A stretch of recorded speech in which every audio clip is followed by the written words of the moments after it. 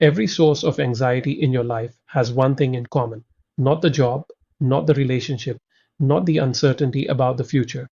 The common thread is that you've handed your emotional security over to something that was never designed to hold it. And the moment you see exactly how that happens inside your nervous system, you can stop doing it. In this video, I'll show you: number one, why clinging to people, outcomes, and identity roles doesn't just hurt emotionally, it triggers a measurable stress response in your body. And a 5,000-year-old framework explains why. Number two, the difference between healthy love and anxious attachment, and the one question that tells you instantly which one you're in. Number three, a concrete morning practice drawn from Vedic philosophy that rebuilds your sense of self from the inside out so you stop needing external things to feel okay. Let's get into it. A few years ago, I spoke with a woman named Priya. She was 34, successful by every visible measure, and she had just ended a 3-year relationship. She told me something that stopped me cold. She said, "I don't even miss him that much. What I miss is knowing who I am when someone is watching." That sentence is the whole problem, not the breakup, not the loneliness, the fact that her identity had been outsourced. And the ancient teachers had a name for exactly that mechanism. Sanskrit has a word, asakti. It translates roughly as misplaced attachment, not attachment itself, but attachment aimed at the wrong target. The Bhagavad Gita uses this word to describe a specific kind of suffering, not the pain of loss itself, but the pain that comes before the loss, the chronic low grade dread of what if this goes away. And here is what makes this more than philosophy. When you're in a state of asakti, when your sense of okayness depends on a job staying stable, a person staying close, a reputation staying intact, your nervous system treats that dependency the same way it treats a physical threat. Cortisol goes up. The prefrontal cortex, the part of your brain responsible for clear thinking and perspective, goes offline. You become reactive, possessive, and exhausted, not because you're weak, because you're running an operating system that was never designed for the modern world's level of uncertainty. Attachment theory in psychology maps onto this with uncomfortable precision. Anxious attachment, the style where you constantly seek reassurance and fear abandonment, and avoidant attachment, where you shut down emotionally to protect yourself, are both responses to the same root condition. Your emotional security lives outside of you. One style chases it, the other style walls it off, but both are still dependent on external sources to regulate internal states. The GTA's diagnosis is sharper than most modern self help because it goes one layer deeper. It says the problem is not that you love things, the problem is that you have confused what you are with what you have, what you do, and who you are to other people. In Sanskrit, that confusion is called ahamkara, ego identification. The ego is not your personality, it is the mechanism that takes temporary roles and says, "This is me." When Priya said she missed knowing who she was when someone was watching, she was describing ahamkara in real time. Her identity had been constructed out of a role: partner, chosen person, someone worth staying for. When the relationship ended, the role ended. And because the role had become the self felt like it had ended too. This is why letting go of attachment is not primarily a relationship problem, it is an identity problem. And that reframe matters because it changes where you look for the solution. Takeaway: the next time you feel that particular anxiety, the one that sits in your chest, when something you depend on feels uncertain, pause and ask one question: am I afraid of losing the thing, or am I afraid of losing who I think I am without it? That distinction is the beginning of the whole shift. There is a comment I see in spaces like this one over and over. Someone writes, "In attachments, you expect love, and expectations are the root of all heartaches." And people respond to it like it is the most obvious thing in the world. But then in the next breath, they ask, "Does this mean I should stop caring? Because every time I try to detach, it just feels like suppression." That confusion is real and it deserves a real answer. The Vedic tradition does not teach cold detachment. It never did. What it teaches is what it calls nishkama karma, action without clinging to the result. The word nishkama means without craving, not without caring, without craving. The difference is not semantic, it is the entire gap between a healthy relationship and an anxious one. Carving is when your internal state is hostage to the outcome. You love someone and you need them to respond a specific way, stay a specific distance, be a specific version of themselves, or your nervous system cannot settle. That is not love as a gift. That is love as a contract. And contracts, when broken, feel like betrayal even when no one did anything wrong. Modern attachment research calls the alternative secure attachment.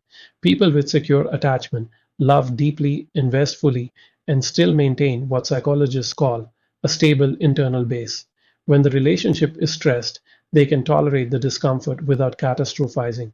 When it ends, they grieve without dissolving. The Gita was pointing at exactly this.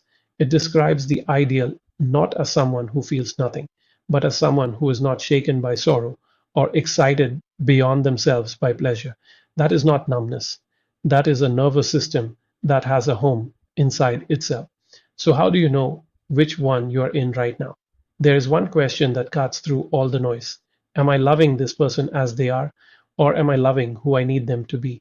If you are constantly disappointed that someone is not showing up the way you imagined they would, that gap between the real person and the imagined person is where the attachment lives. You're not attached to them. You're attached to a version of them that exists in your mind. And that version will never show up because it was never real.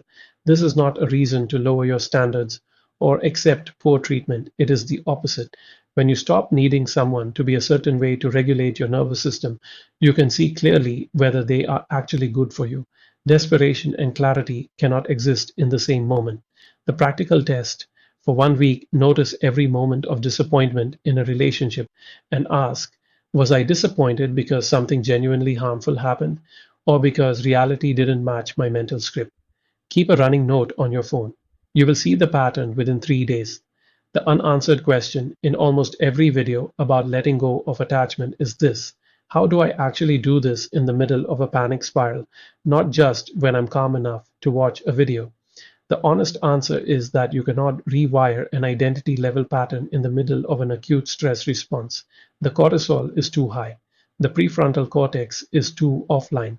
What you can do is build the internal base before the spiral starts so that when it comes, there is somewhere to return to. The Vedic tradition prescribes this through a practice called svadhyaya. It means self study, but not in the journaling sense most people imagine. It is a daily act of re anchoring your identity to what the tradition calls the Atmohan, the part of you that exists prior to all the roles, the self that was there before the job title, before the relationship, before the reputation. You do not have to use that language. The psychological translation is this: every morning, before your phone, before the news, before any input from the outside world, you spend 5 to 10 minutes deliberately locating yourself in something that cannot be taken away. The practice has 3 steps. First, sit quietly and ask, what is present in me right now that has nothing to do with what I have, what I do, or what anyone thinks of me? You are looking for the awareness itself, the fact that you're here, noticing. That noticing is not your job, it is not your relationship status. It cannot be lost in a market crash or ended by a breakup. Second, name 3 things that are stable about you that are not external. Not, I am a good partner, because that depends on someone else's assessment. But I am curious, or I care about honesty, or I recover. These are not affirmations. They are identity anchors. You are building a self concept that does not require external confirmation to stand.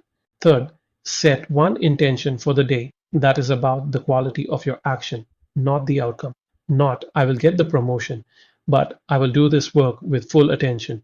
Not, she will text me back, but I will show up honestly and let the response be what it is. This is Nishkama Kamu in practical form. You are training your nervous system to find its reward in the doing, not in the result.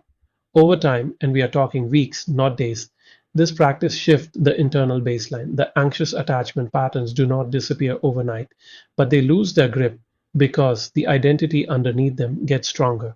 You start to have a home inside yourself that does not depend on any external address. Priya, the woman I mentioned at the start, did a version of this practice for 6 weeks. She told me later that the shift was not dramatic. It was quiet. She said, I stopped waking up and immediately checking my phone to see if someone had confirmed I existed. That is what this practice is actually for. Not transcendence, just that. The ability to wake up and already be okay. The work of letting go of attachment is not about caring less. It is about building a self that is solid enough that you can care fully without depending on the outcome to stay intact. That morning practice is the starting point, but the deeper work is figuring out exactly which attachments are running your specific patterns because they are not the same for everyone. If you have tried versions of this on your own and you still find yourself in the same loops, the same relationship dynamics, the same identity spiral after a setback, the fastest way through is not another video. It is a real conversation. I offer a free 15 to 30-minute one-on-one consultation call. No pitch, no agenda beyond this. We diagnose exactly where you are stuck and you walk away with a clear next step for your situation, whether we ever work together or not. The link to book is in the description at dailymindreset.com/consultation. If anything in this video landed for you, that call is worth 30 minutes of your week. Subscribe if you want this kind of thinking in your feed every week. Drop a comment below. What is the one thing in your life right now that you know you are clinging to but cannot seem to release?